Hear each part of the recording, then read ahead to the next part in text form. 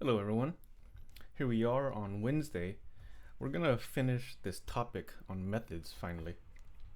So we'll start off by talking about some modularity in the beginning. We'll talk about how we can kind of separate things into multiple files actually. By the end of today, you should be able to separate code into multiple files because sometimes it's necessary to organize certain methods in certain places. So we'll talk about modularity today. We'll do an example. The theme is going to be bioinformatics.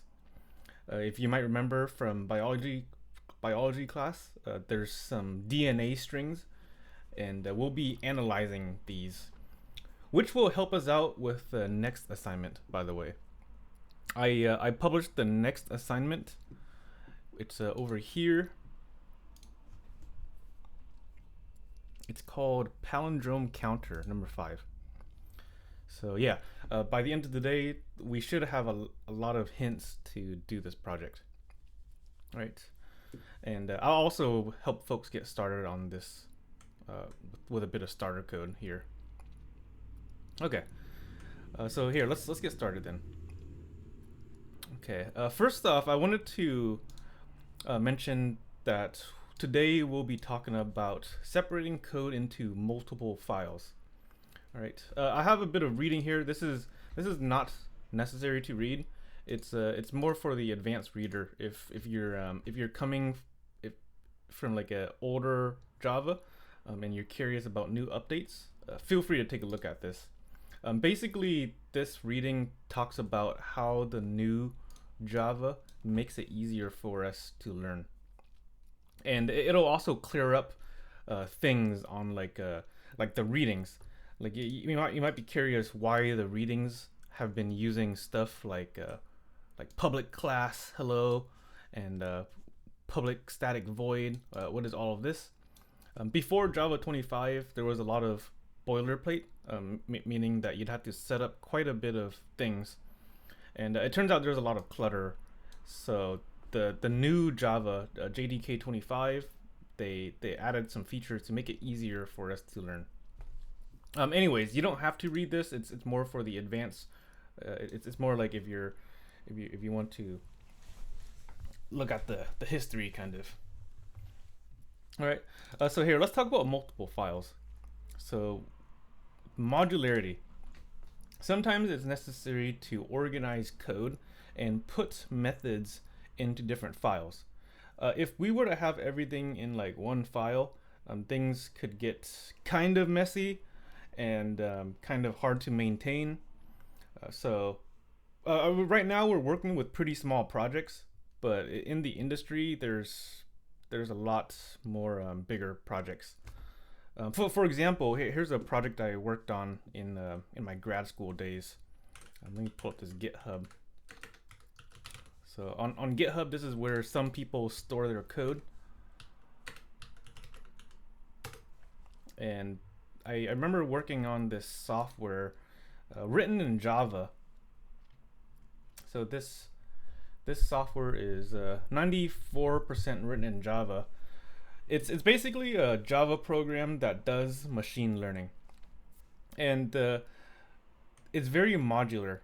Like if you take a look at how it's built, here's a source. This is a folder, and then here's another folder. Some more folders. Let's see, Java should be in here.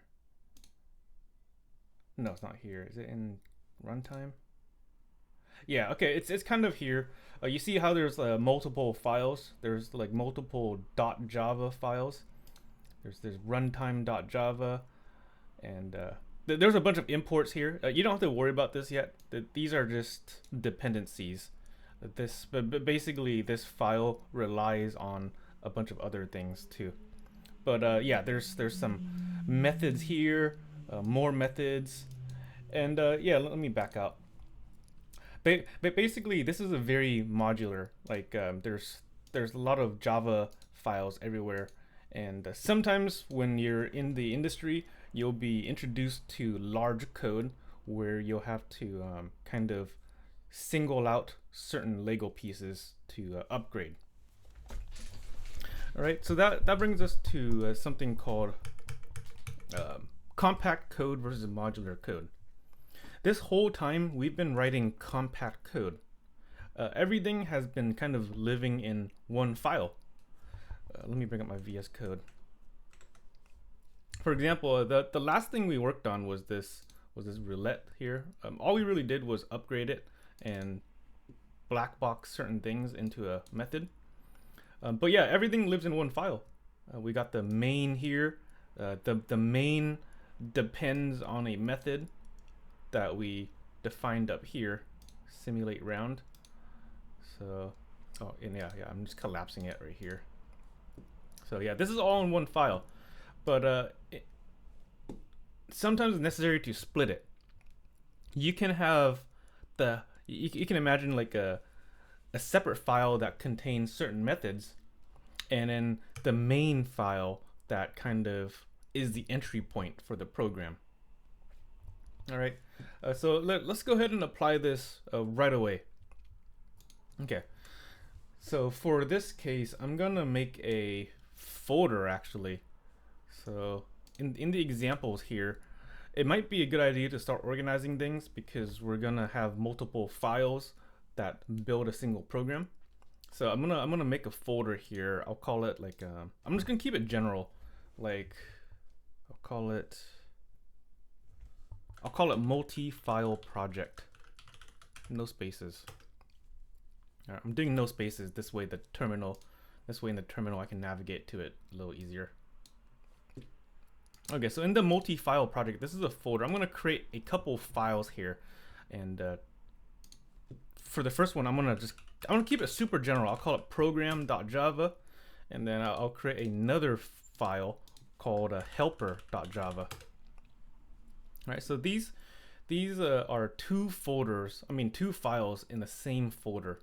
Let me go ahead and navigate to it real quick in the terminal. So cd into examples, and then I need to go into multi-file project. Okay, and then if I do an ls, which is list, I should see it. Okay, cool. So I see two files here. You can split screen, by the way, in VS Code. So you can drag this over here and then put it somewhere over here. So I'm kind of split screening right now. We're gonna see two files at once. On the left, you can think of this as the entry point to the program, and on the right, you can think of this as a file that kind of contains the separate methods we'll be using. All right. You know what? Here, let me swap them. I'm gonna swap them so it's like this picture over here. Okay, let me just swap these. Okay. Let me start off with the main. So on the right, I'm attempting to represent the main. Okay, so let me just do this. The main is the entry point of a Java program. So imagine if we called a method, like if we had like a method called greet. Right, this is stuff from a bit ago. This might ring a bell, but greet, I'm attempting to have it say hello world. But you know, we don't have a method called greet yet. We could define it over here, right? We could define a void method called greet, but the point of today is to talk about modularity. So somehow we'll have to define it in our file over here, the helper file. All right, and if we define things in a different file, we'll see something like we'll see the syntax right here. It's kind of like the class name, period, greet. Right, this is very similar to the IO that you might have seen a long time ago. Let me pull this up over here. I'm kind of doing something like this right here, where the IO, this is where the method lives, and then the name of the method is what we'll be defining. All right, so that's kind of what I'm doing right here. Okay. So I'm attempting to call it helper.greet. And how this works is a helper is the name of this file here. So if I were to define this greet function, greet right here. Okay. Let me just do a hello world here real quick. Hello world. Okay, and I do have to save this file. So let me save it. Save. Okay, cool. So I have a method living in a separate file, and the main is attempting to call it. All right. There's one more thing that we have to do though, which might look a little weird. But over here on the left, this is not really accessible by anything yet. So far, we've been programming in the style of single source files. So basically, I'm saying that this main has no access to greet. All right. So if I were to compile it, let me see. So I'm going to Java program. I'm Java program.java because that's the entry point. We get an error message. It's saying it doesn't have it, pretty much. It's saying compact source file doesn't have it. So it doesn't have access to this, but we can give it access.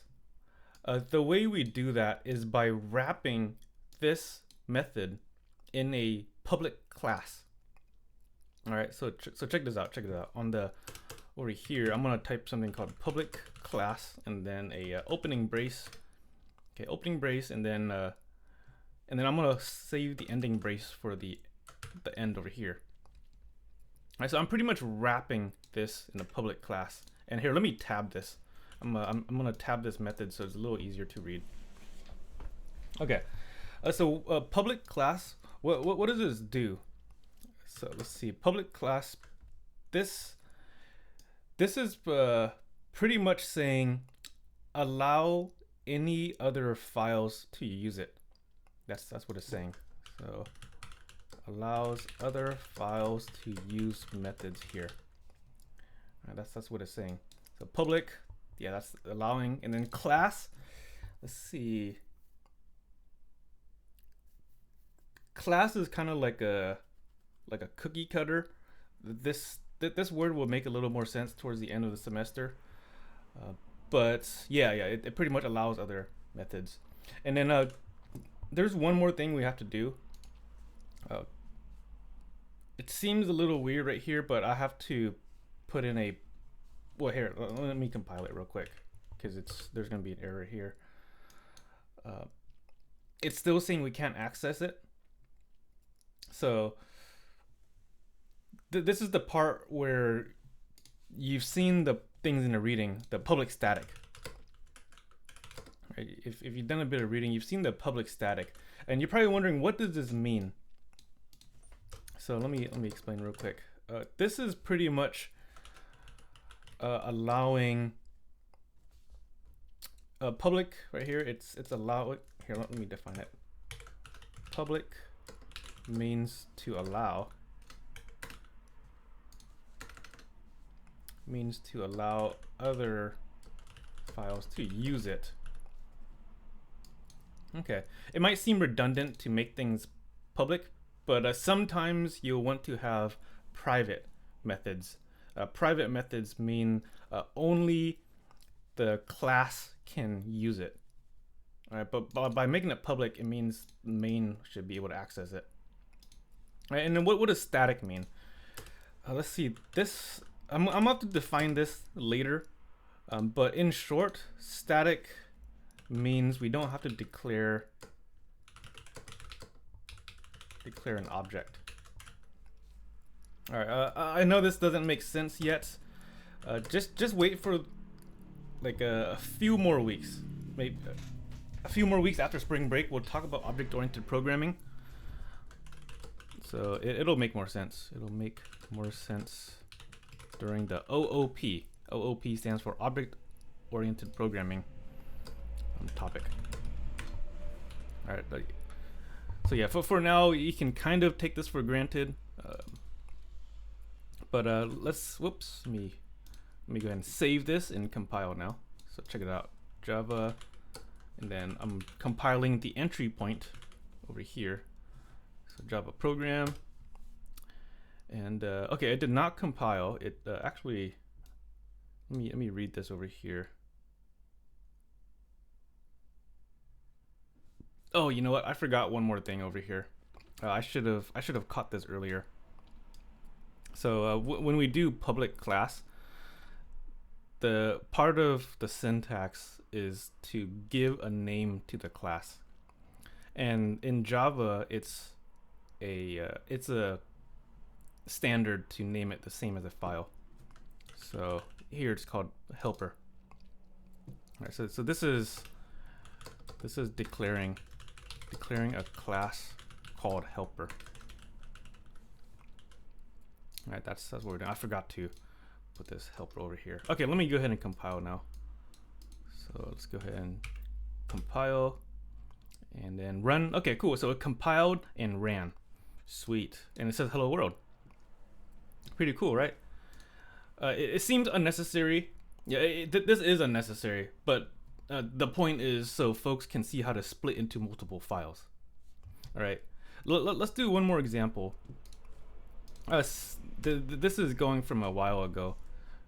People might be getting deja vu. We're doing these methods over here. We're doing like a greet. This is from like a week ago, and then we're doing like another one. We're gonna do another one that allows you to give it an argument. All right, this is like it's like same method, but it has an additional argument / parameter. All right, so let's pretend that there was another one called greet, but we said like greet Bob instead. All right, the goal of this method is to say hello Bob instead of hello world. So far, this is not going to compile because it says the method is requires no arguments, but we gave it a string. That's what it's saying right here. So this makes sense because our method is defined to have no arguments in here, but we gave it one here. So one way we could mitigate this is by defining the method again with an additional argument. So we could do over here public static void greet, and then the only difference is we're gonna give it an argument. I'll call it like a string, and then string name over here. Okay, so yeah, instead of saying hello world, we're just gonna say hello name. So system.out.print. Let me do printf actually. Print format. This way I can put the name inside of the string. Hello string, and then name over here. Okay, let me go ahead and test this. So Java program, and then there we go. We get hello world, hello Bob. All right, people cool with this so far? Okay, I hope that kind of makes sense. I know there's some stuff I was kind of waving around, like a public class. This might not make sense yet. Public static. Yeah, you can kind of take this for granted. If you do want to fully understand this, I did recommend a bit of the readings over here. I think the readings kind of talked about this already in on like the first day of lecture. But if you wanted to do some more advanced reading, you could go over here, and they'll kind of talk about it right here. They'll be like, oh, what is the class? What does static do? Basically, these are for large programming constructs. Like in the industry, you're gonna be probably dealing with larger structures. So that's kind of what these things are allowing us for. It's basically making the program super modular. All right. Okay. Let me see where I'm at.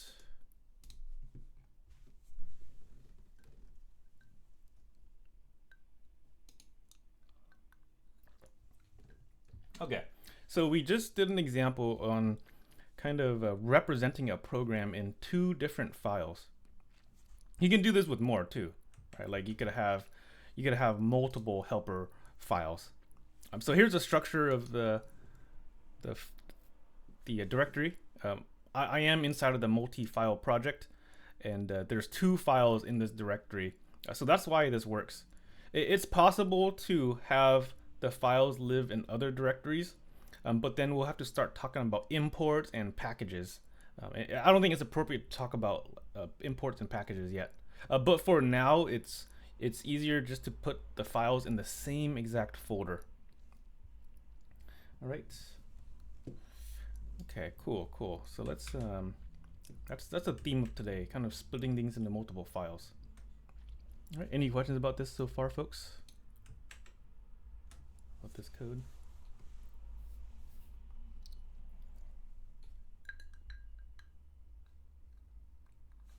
Okay. Cool. Let's see what else. So yeah, I do keep talking about compile and running because when we type in Java program.java, it's doing two things.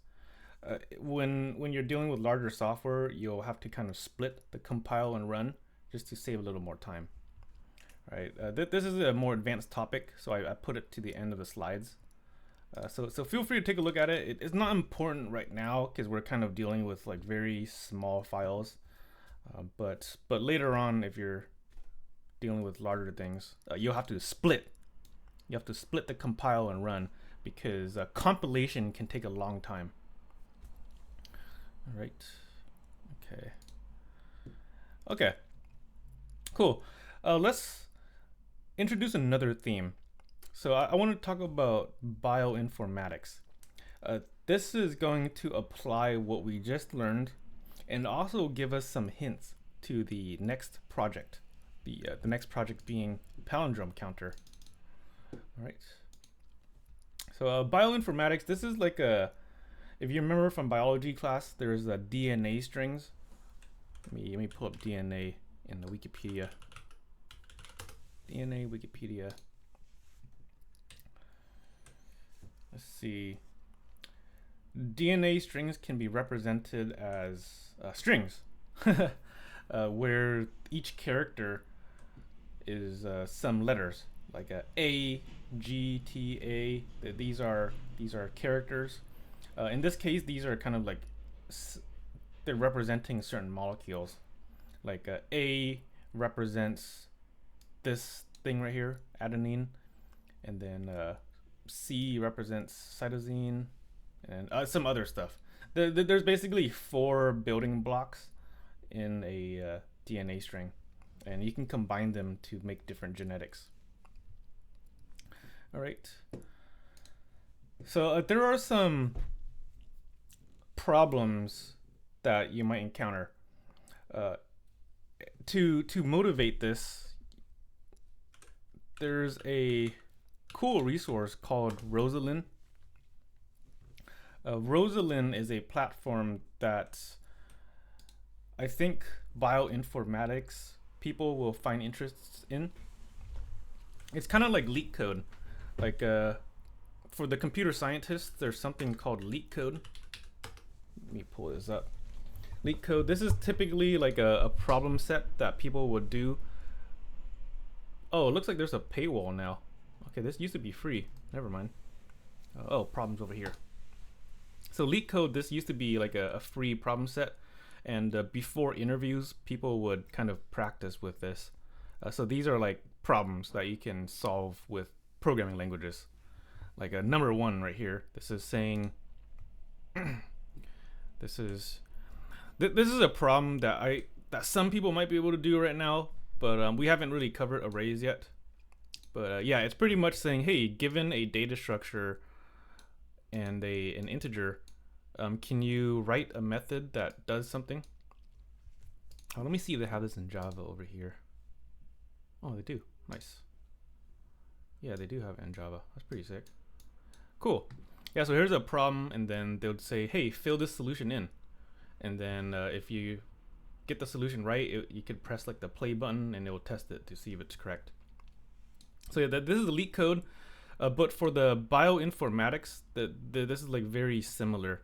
There's a platform for applying programming through problem solving, and it's with the theme of bioinformatics. There's tons of problems here. You can take a look at it. The list view over here. There's tons of problems that people are working on.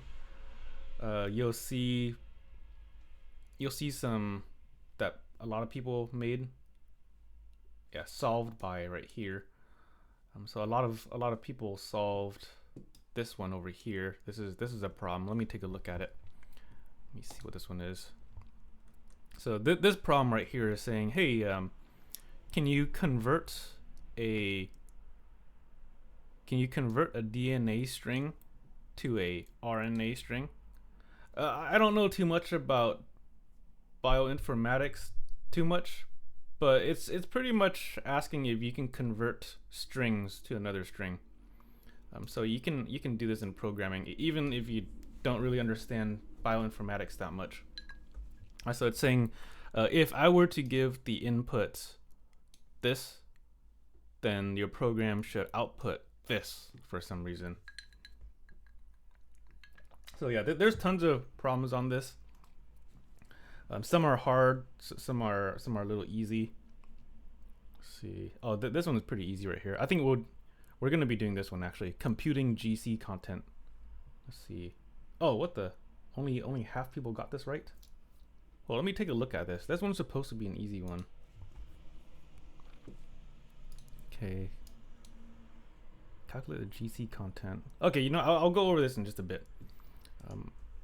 But let's talk about some sub problems. So we saw some on the Rosalind website. Just to motivate, just to introduce DNA again. There's something called nucleic acid sequences. These are like the building blocks for genetics. And there's 4 building blocks, which are typically represented by these characters, A, G, C, T. Okay. By putting them together, you end up with a DNA string. For this case, let's just focus on one string. So these are 2 strings kind of put together, but let's just focus on one of them, like the top one or something. So the top one here is A, G, T, A, C, G. Right, so just one of these strings. There's one of the problems could be calculate GC content. GC content, I'm not sure what uses there are in it. I'll have to do a bit of reading on it. But basically, GC content is calculating the percentage of guanine or cytosine in a string. I think this percentage gives some sort of feature, like it calculates features of genetics or something. But for example, let's say you have this string here, A, G, T, A, C, G. What is the percentage of GC content? What is the percentage of GC? Or, it doesn't have to be percentage, it could be decimal too. All right, so the problem is saying how many. So there's 1, 2, 3. Right? There's a G here, there's a C here, and then there's a G. So it's 3, and then there's 6 in total. So 3 divided by 6 is 50%. Yeah, or 0.5. So yeah, this is the GC content here. People cool with this because there's 3 G's and C's. Okay, and then another example, Gattaca. How many G's and C's are there? There's 2 of them. So 2 divided by the length of the string gives you this percentage here, 0.28. All right. So yeah, this is a sub problem. You know what? Let's actually do this real quick. Let's do this before we move on to the next one. Okay. I'm gonna quit all of this over here. Quit. Let me make a folder here. I'm gonna make another folder in the examples. I'll call it bioinformatics, just to keep things organized. bioinformatics. Okay, so this is a folder. It's gonna contain a couple files just for modularity. I'll call one, let's see, what should I call the helper? I'm trying to think of a good name.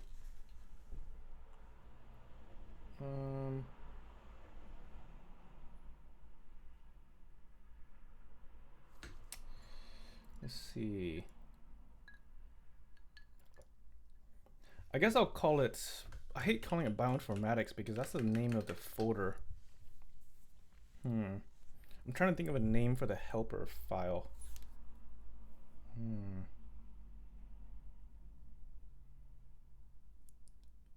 Let me call it, I'll call it biotools. I'll call it biotools.java. And then let me make another file here. Call it, this is gonna be the entry point. So let me call the entry point like main.java. Nah. Let me name it like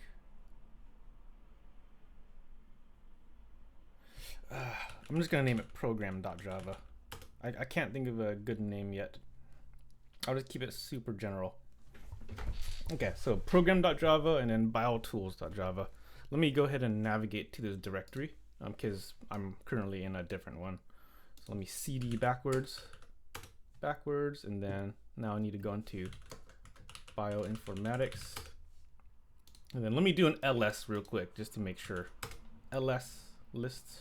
Okay, cool. I see 2 files, and let's go ahead and code it. Okay, I'm gonna put these side by side. Let's see. Let me put the main over here. Put the main. This is the entry point. Okay. So the goal here is just to kind of emulate some GC content. So imagine if we had like a string, a DNA string. I'm just gonna hard code a DNA string here. In practice, you'll want to grab it from a file, but I'm gonna hard code a DNA string here. String sample. I'll call it sample, and I'm just gonna hard code it to a valid one. Gattaca, Gata. This is the name of a movie, by the way. If folks are curious, it's if folks have seen this movie before. It's a dystopian film. I haven't seen it in a while. It's been like 15 years since I've seen this movie. But yeah. So here I'm hard coding a string. This is hard coded data. In practice, you don't really want to do this. In practice, these are typically grabbed from elsewhere. The sample is loaded. So in practice, the sample is loaded externally, like from a file maybe. Like from a file. Because a DNA string could be billions of characters, right? It could be very large. So yeah, you'll want to load it in somewhere. Okay, we haven't even talked about loading from files yet. Okay. Cool. So let's say we have a sample, and say for some reason we wanted to calculate the GC content, like this problem over here. Okay. So imagine if this biotools was done, then we should be able to do something like biotools dot GC content, and then give it like the sample here. What we're expecting this method to return a number. So you could store it. I'm gonna store it in like a double here. Double result is equal to this, and then say we were to print it, right? System. I'm just gonna print result here. I'm just gonna print it plainly. Okay, we're just gonna see a number. Unfortunately, this is probably not gonna compile yet. The Java compiler is probably gonna say, it's probably gonna complain right here because this stuff doesn't exist. Let me compile it. Java. Oh, make sure you save it, by the way. We are working with 2 files, so program.java, And yeah, like at that, it didn't compile because yeah, BioTools doesn't exist, and then yeah, GC content doesn't exist. Okay, so let's go ahead and make it exist. So over here on the left, this is like the helper. This is we typically start off with the class. So public class. This is declaring something. It's basically making everything inside available to other files. And I'm gonna name it BioTools. This is actually important. The name of this must match the name of the file. So BioTools right here. So same as a file. And don't forget these curly braces, because anything in these curly braces will belong in this class right here. All right. Think of class as like a type. Okay. So here, let me just do a comment again real quick. This allows other files to access methods here. Okay. And then now we need to make a method called GC content. In particular, this needs to return a double. All right. So here, let me set this up real quick. Let me set this public static up. Once again, don't worry what public static means too much. All you gotta focus on right here is the return value, which is a double. Right, we're gonna expect to return a double, and then next we need the name of the method. So GC content, and then we need to list the parameters here. In this case, we're expecting a string parameter. So I'm gonna put the string parameter here. I'll call it string, and then I'll call it DNA. You can actually call it whatever you want. It doesn't matter what this name is, because whatever we call it, it's going to get substituted into here anyways. All right. Okay. So for now, I'm going to return a dummy value just to make sure things are compiling. So let me just return 0.0 just to make sure. All right, because by saying the return value is a double, it's pretty much saying we promised that this method is going to return something. So this is satisfying the promise, which will make it compile at least. Okay, so let me compile that Java program.java, and then enter. And then, okay, cool. It's just printing 0.0, which makes sense.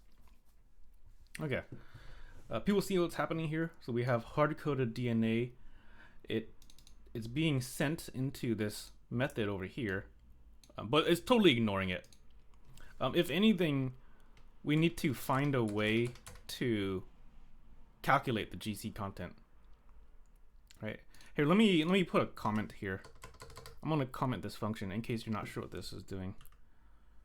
So if you've been doing the reading a bit, you've probably seen this syntax here. You've probably seen this syntax where whenever you see a method, there's like a block comment. This is a block comment. You might remember from like day one. So a block comment looks like this right here. But basically allows you to do on multiple lines. So with the block comments, you might have seen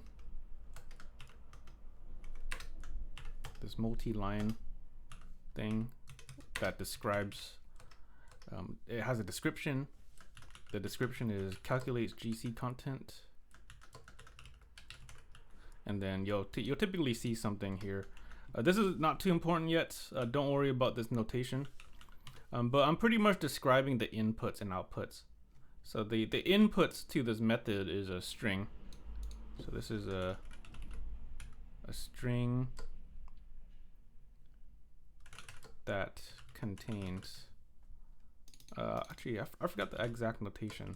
So DNA, this is a DNA,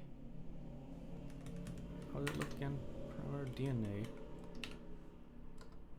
Yeah, so DNA, this is a string that contains a sequence of nucleic acids.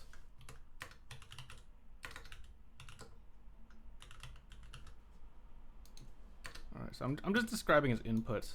Don't worry about this. Just see, I'll talk about why I did this notation. And then typically you'll see something called return. This is describing the outputs to the method. So this is like the return. This returns a decimal that represents PC content. All right, so this is just a comment, by the way. If you're curious why I did it in this notation, it's to satisfy this Java standard. It's called a Java doc. So if you've been reading some primary documentation, like maybe over here, let me see. Like maybe you've been reading the scanner documentation. Let me look at scanner in Java.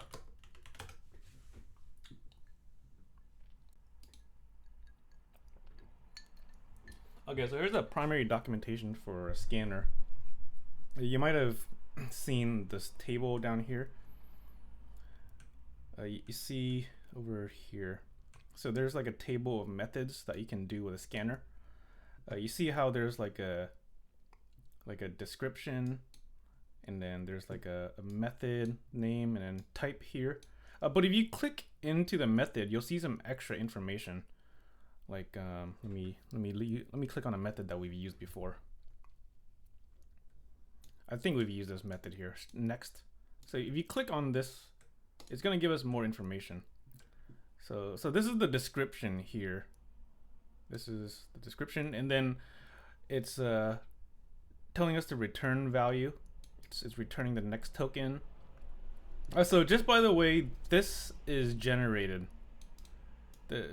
Someone didn't really go into this web page and modify this manually. This web page was generated using a Java doc.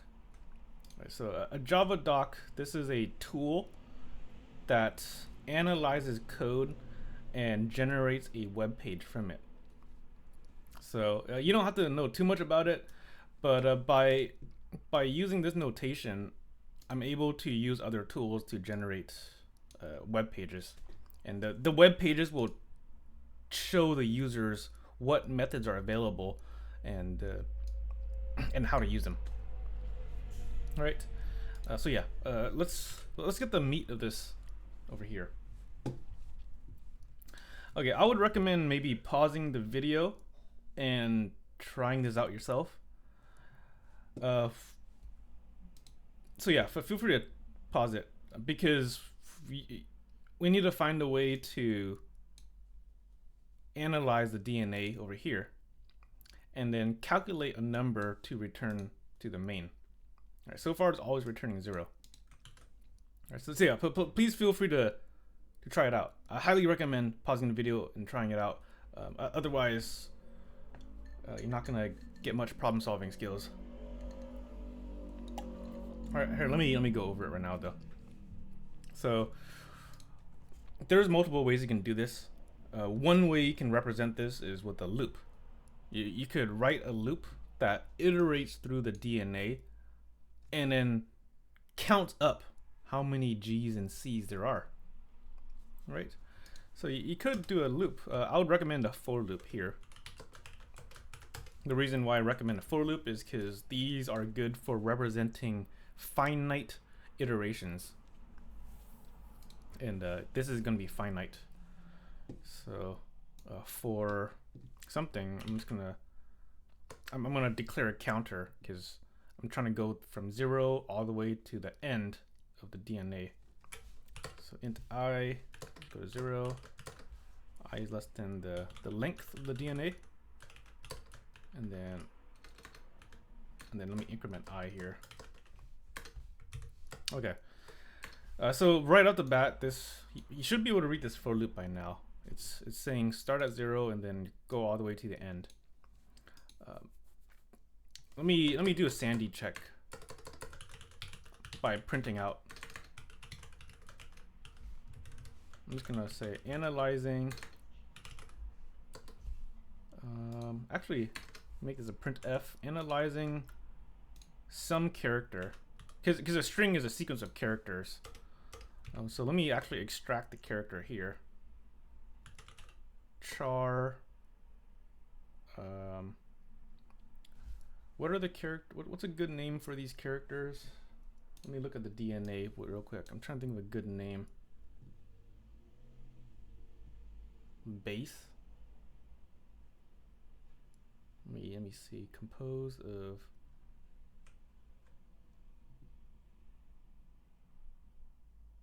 nucleotide. Okay, I guess that's an okay name. I could call it. So each character is kind of a nucleotide.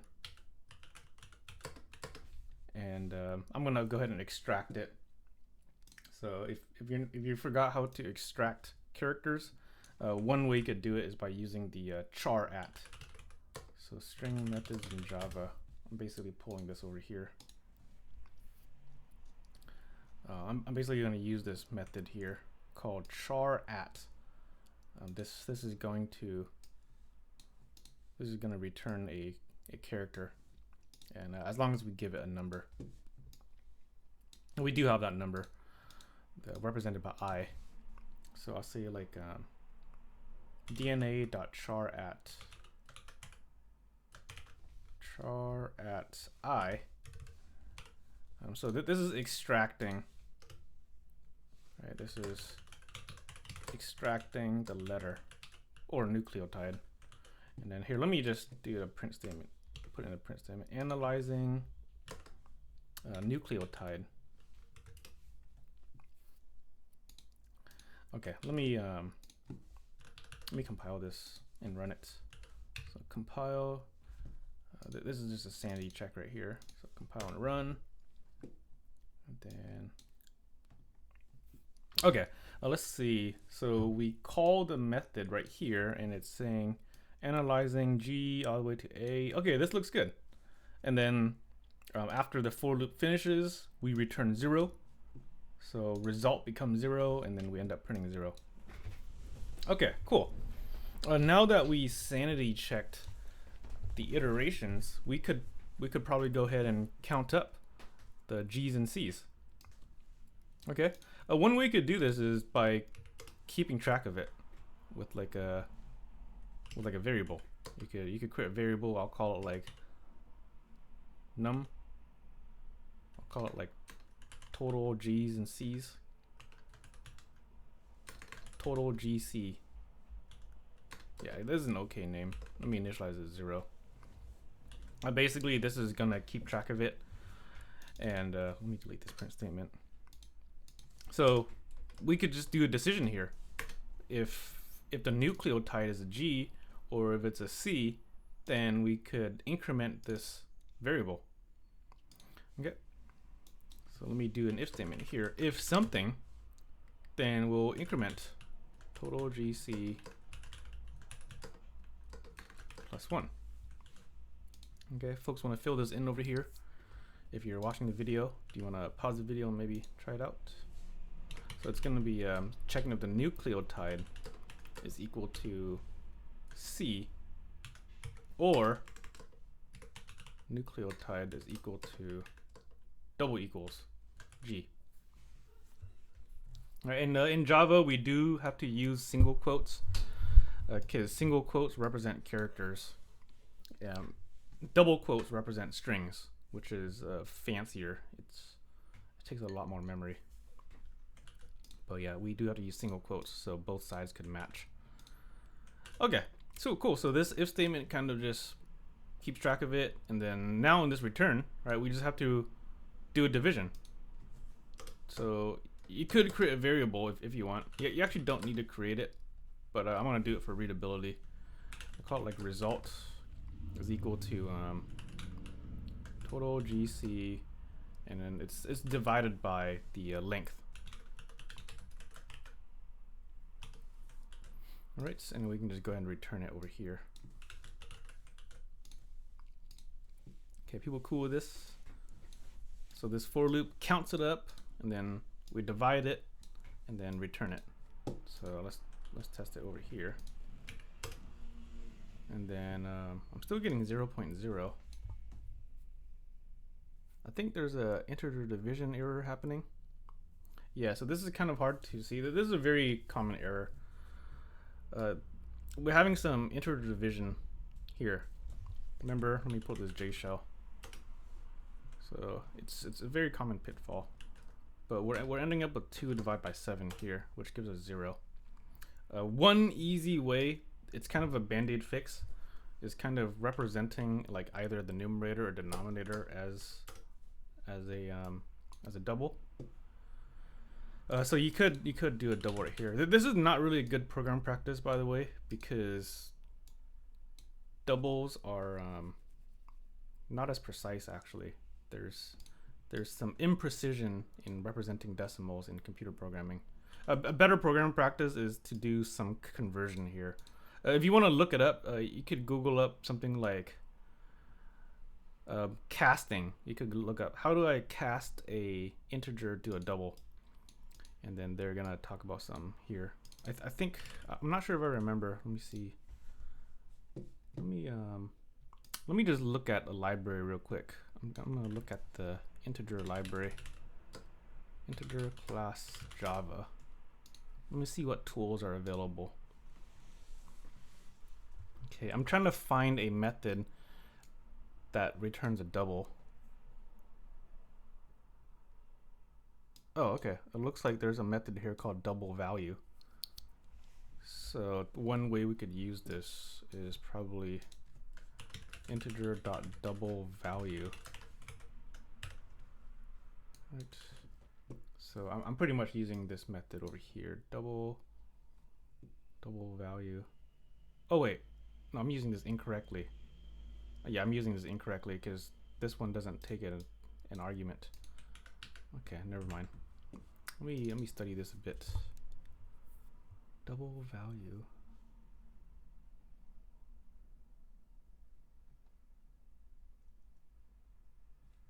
I'm looking for a static double. Let me see. Static double. Okay, there's none here. Let me look at the double library. Double class Java. Is there one that converts an int? Let's see. Double.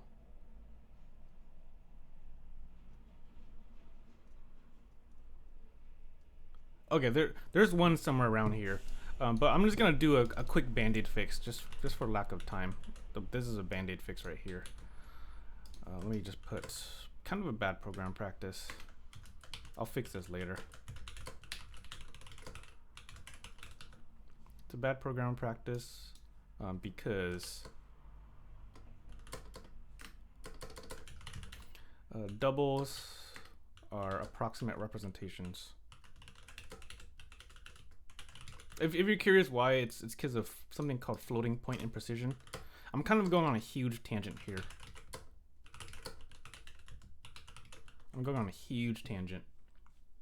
But yeah, doubles in computer science, you basically can't represent decimals perfectly. And after repeated operations, they become more imprecise. But yeah, for this is a band-aid fix. Okay, let me run it. Okay, cool. So if I get the 0.28 and this looks approximately right. Let me check the slides over here.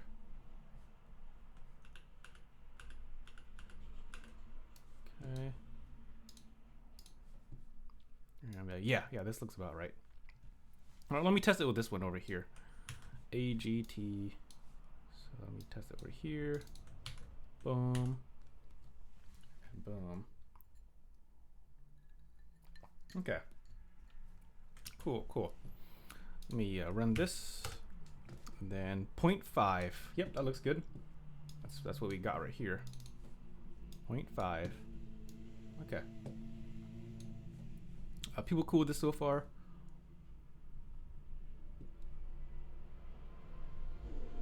Okay. Hopefully you've seen what's happening here. Okay. So we have code that lives somewhere else. There are some other sub problems you can do too. Here, let me collapse this method here. Collapse. There we go. Just so I can clean it up a bit. You can collapse by pressing this arrow. Okay.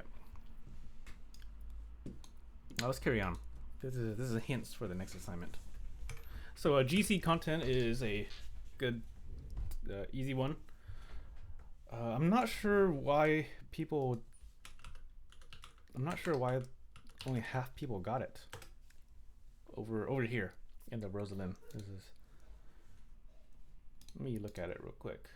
There was a GC content here, and then it looks like only half the people got it right.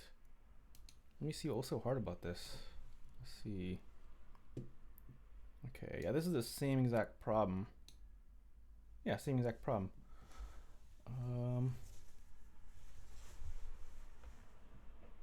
Oh, you know what? I think people were having trouble like ignoring certain things. So this is. I think the people who did this problem, they didn't ignore the this string over here. Basically, if a line starts with this, you gotta ignore everything on that line. So yeah, but basically there was like garbage in the input, and people weren't sure how to ignore the garbage. I think that's what happened. Okay. Here, let me test this real quick. So let me test this one. So Rosalind 0808. Or maybe this problem is just like a little different. I'm not sure. Maybe it's a little harder. I gotta read it a little closer. Let me test this one. It should give 60% or something. So let me paste into here. Paste. Okay, there it is. And let me test it.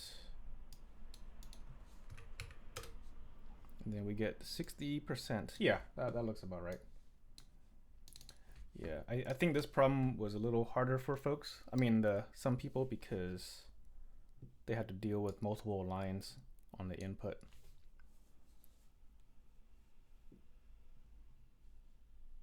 Yeah, interesting. Okay, whatever. So there's a lot more other problems too. There's, in biology class, you might have heard about something called base pairs.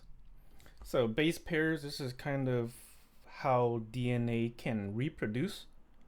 This is not a biology class, but in short, there are some base pairs where A pairs with T and C pairs with G. So given one string, you should be able to make another string. It's called a complement. This is a complement. So if you were given this string right here, right? How do you calculate the other string? Well, you could do a for loop. Right? You could do a loop that goes through each character, and then build a DNA string character by character. Right? So you look at A, and what do you build? You build a T, and look at T, you build an A, and then so on and so on. So yeah, you could create this complement over here. Let me go ahead and get that over here. Let me do this complement. So imagine if we had like a. Let me remove this. This is a pretty large one. Let me go back to Gattaca, smaller one. Okay, so imagine if we had like a method called a complement.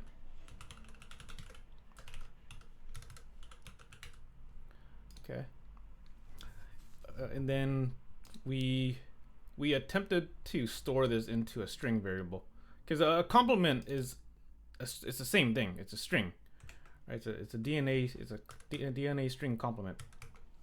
So we could store this in a string right here. I'll call it like a comp over here and equal to this. Here, let me give these some better names actually. Result is not a good name. Let me give this a better name, like I'll name it GC content. Oh wait, this is the name of the function, method. It's actually okay to have it the same name, but I'm gonna name it something else. name it percentage, and then let me name it percentage right here. Okay. Anyways, our goal is to do something called the complement right here, where we pass it the sample, the method does something, and returns a string. In this case, it's going to return the complement for Gattaca here. So let me go ahead and print it here. Let me make these a little nicer. Print f gc content is, let me go 0.2f, so it rounds off. Okay, is this, put a comma here, and then here I'm going to say something like string complement is some string comp. All right, so yeah, let me go ahead and compile this. It shouldn't run, it shouldn't compile, it should probably error out right here. So let me Java program. Okay, cool, it did error out right there. So it's saying cannot find symbol complement. We need to invent a method called complement. So let me go ahead and do that in this helper over here.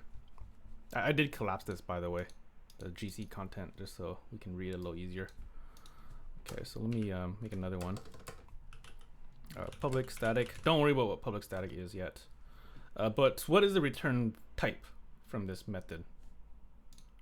All right, it's a string. We're returning a string, and then it's called complement. All right, and then what's the? It's the same parameter. String DNA. Yeah, same parameter. You can call this whatever you want. And here, let me comment this again.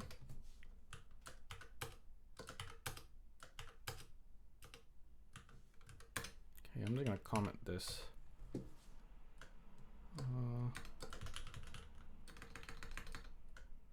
Calculates. I've been using this word so many times this semester. Calculates. Calculates. Complement of a DNA string. And then we have a parameter here. DNA. It's the same thing over here. This is a string. A string that contains a sequence of nucleic acids. And then we have a return type. Returns a string that represents the complement. Just a comment. It's really just here for the user, because sometimes you're making libraries for your coworkers to use, and the coworkers really just care about the comments, so they know how to use your methods. All right. It's kind of like in the primary documentation. Like in the primary documentation, you don't really care about the inner workings of the methods. You just want to know how to use it. So that's kind of what the Java doc is here for. Anyways, let's go ahead and calculate that complement. I would recommend pausing the video here and trying it out. Let me return a dummy value for now. I'm just going to return like something called testing, just to satisfy this promise here. All right. And let me compile and run it. It should run. Okay, cool. It did run. GC content is 0.29. And then, is it 0.29? Yeah, it is. It's 0.29. And then complement is testing. Okay, cool. I would recommend pausing this video and seeing if you can do the complement over here.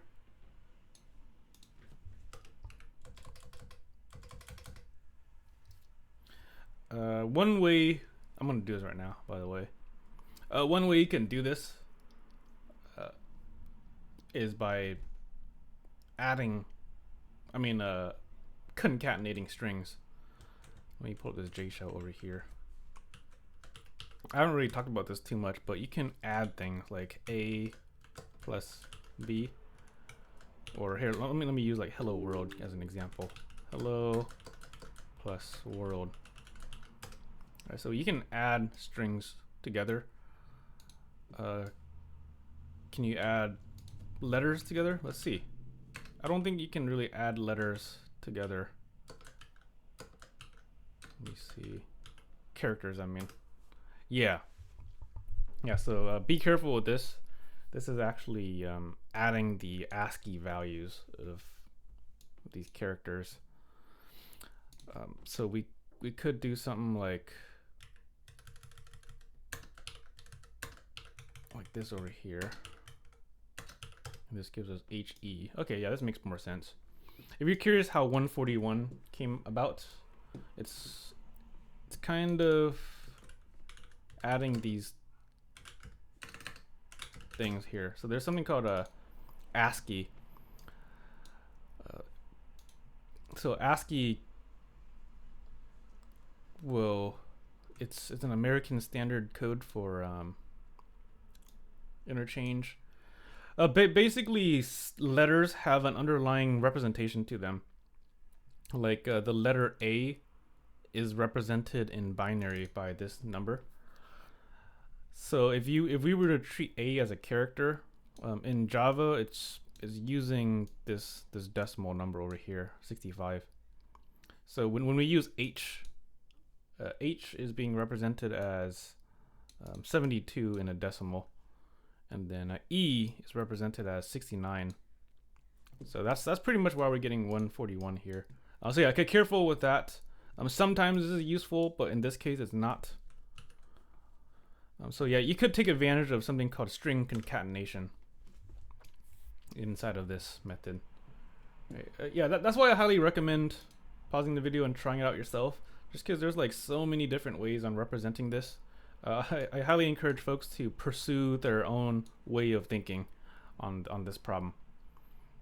All right, but yeah, one way you could think of it is create like a string.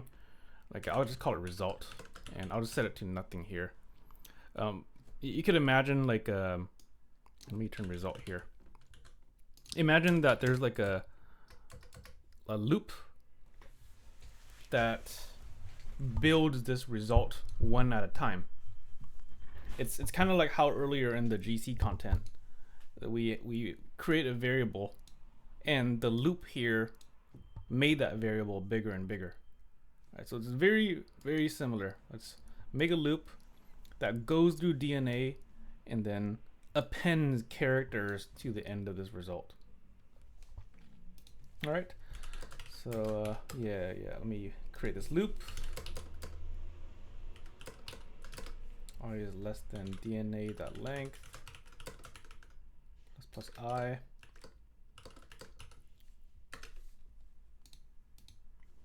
Okay. And we are doing complement over here.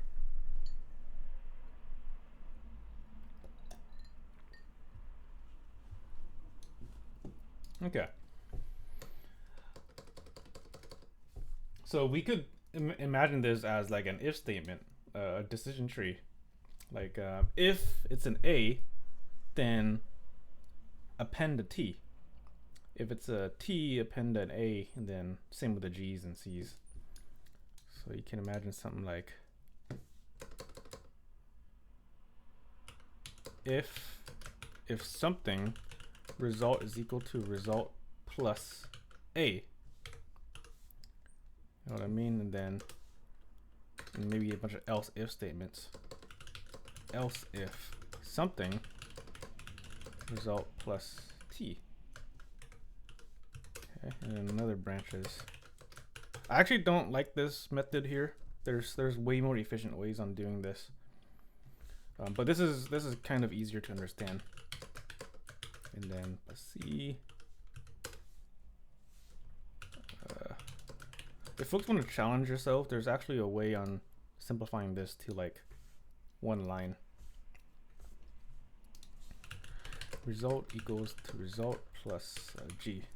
Okay, can folks maybe try this out? Maybe pause the video and see if you want to fill these in.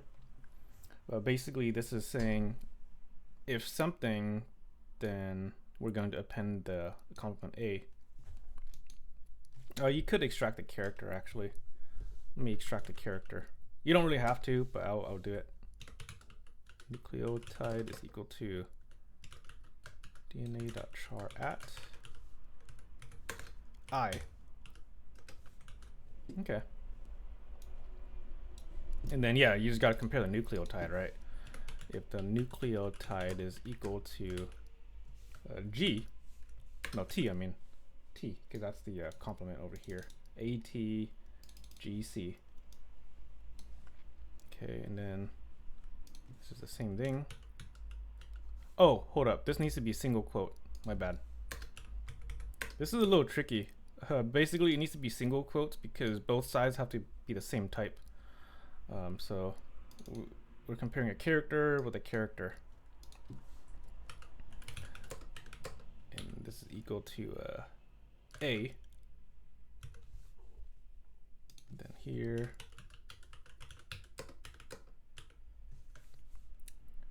Yeah.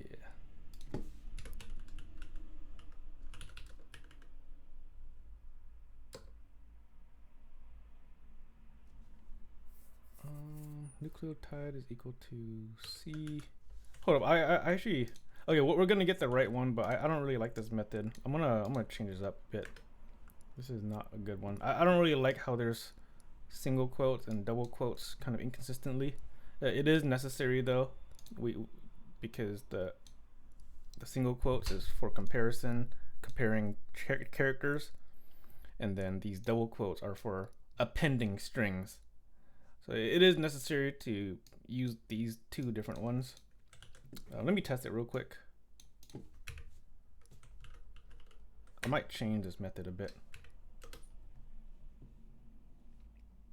Okay, and then it says complement is this over here. Is this right? Let me see. CT. Yeah, this looks right. I'm just kind of eyeballing it. It looks right to me. You know, I'm not gonna change it. I'm gonna leave it like this. But I do want to encourage folks to maybe encourage.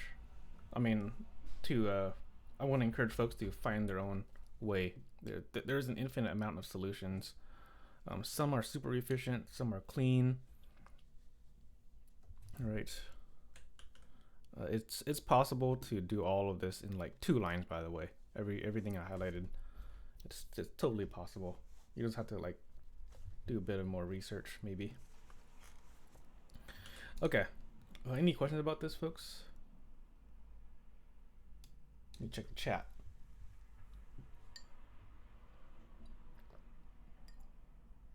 Okay, we're doing okay so far. Cool. Let me collapse this method. All right. So check this out. Now our bio tools, this has 2 methods. It's got GC content. It's got complement over here, and these tools are being used in this main right here, this program.java. So you see how clean our main looks. That's kind of what the goal of today is. Hopefully by now it kind of makes sense what we're doing. We're kind of hiding code somewhere else and then having the main use it. Right, so think of the main as the user, and then the other files as like the tools that the users can use. All right. Okay. You should also try out this other one. It's called reverse complement. Let's see. Oh, I don't have the slide here, but there's another one called reverse complement that might help you out. There's another problem. It's called reverse complement. Basically, if you type in like Gattaca right here, it's gonna give us the complement, but in the reverse order. So let me submit this over here. So this one here gives me this, which is pretty much the reverse of here. So you see how this string is the same as this right here. It's just the reversed. So if folks want to try that out, that would be probably a good. It probably the best hint to the next programming project. So imagine right here. I'll let folks do it. Imagine like a imagine we had like a method called reverse complement, and then a string. I'm gonna call it string. Reverse comp is equal to, and yeah, I'll let folks do this later. This is a to do. If you can do this one successfully, then the next assignment will be kind of chill. Will be a little easier. I'll leave this as a class exercise. Okay. All right. So yeah, let's take a look over here. Let me see my slides real quick. Okay, cool. So the goal of talking about bioinformatics is just to apply some modular code, just writing tools in a different area, and then having the main rely on it. Okay, I do want to introduce this next assignment here too. Folks can read this later. This is pretty much similar to the previous assignment. You remember how the previous assignment, it was temperature stats. Let me see. So you remember how in the previous assignment, the goal here was to implement a looped input and analyze data. Right? This is the same thing here. The same thing. The goal is to implement another looped input and calculate how many palindromes there are. So palindromes are defined as words that read the same backwards and forwards. And just to make the assignment, just to specify more, there's some rules here. It's got to be greater than length 1. So on the left side, these are all palindromes because they read the same back and forward. So if you were to loop the input, like you type in all of these, right? Like let's say you run your program, you type in roses space r redder, and then all of these, and then when you finally finish it, like Control D here, the end of file, the program should end the loop, the looped input, and just print out how many palindromes there are. All right, so I'll let folks try this out. But basically, if you were able to do this class exercise right here, the reverse complement, then the palindrome should make a little more sense. All right, so yeah, I'll let folks read this in detail later. But the biggest takeaway from this assignment is to encourage modular design. So I'm expecting to see at least one method in your program, one method other than the main, because the main is technically a method. But I'm expecting to see another method that kind of makes things easier to read and makes things easier to fix. All right, you don't have to follow this over here, but this is a good start. All right, and there's some extra credit here. You can there's 10 points extra credit here if your helper methods live in a different file, which is what we've been doing this whole lecture. All right. Cool. So that's about it for today, folks. Let me look at the schedule again. Yeah, it looks like we're gonna end like 15 minutes early. So let me take a look at the schedule. Okay, we got spring break next week. I think a lot of folks will be catching up on previous material here. After spring break, we will be covering arrays and array algorithms. Things should get a lot more fun, by the way. I hope folks aren't getting too bored right now because, like I said, before spring break, this is all like we're learning how to build blocks. Like we're pretty much learning logic, how to organize thoughts. And then later on, things should get a little more fun. We should see some graphical user interfaces soon. I'm planning on doing some tic-tac-toe pretty soon. Right, but very soon we'll start seeing some graphics. We'll do some Connect Four, maybe some tic tac toe. But you know, all of that requires us to at least understand these earlier stuff. So hopefully people are okay with this so far. All right. So yeah, that's about it for today, folks. I hope you all have a good day and good weekend. Bye bye.